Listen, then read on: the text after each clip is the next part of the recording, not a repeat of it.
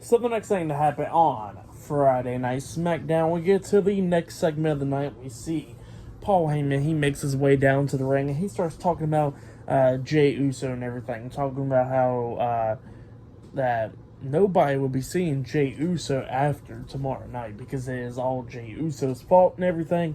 After Roman Reigns destroys him, beats him down, and he says that Jey Uso is now considered a former right-hand man, and after tomorrow night he'll become former main event Jey Uso.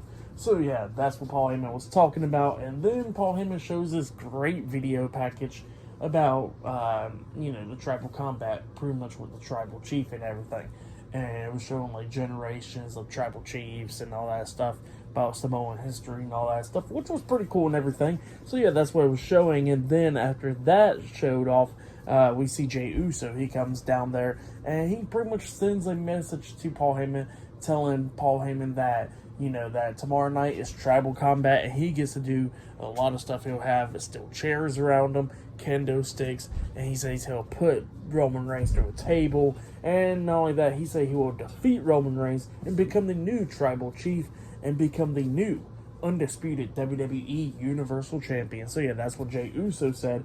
But then all of a sudden, Solo Sikoa makes his way down to the ring, and Solo gets into the ring, and Jey is telling Solo to chill out and everything because Solo's ready for a fight already.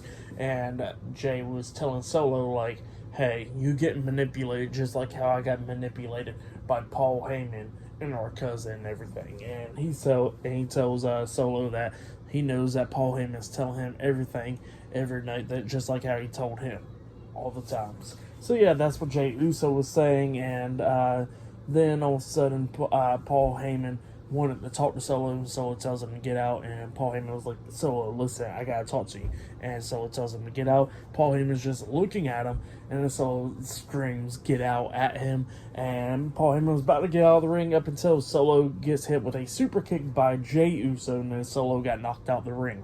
And Jey goes up to Paul Heyman, and then he says, tell Solo that I'll be seeing him later on tonight, and tell my cousin that I'll be seeing him tomorrow night.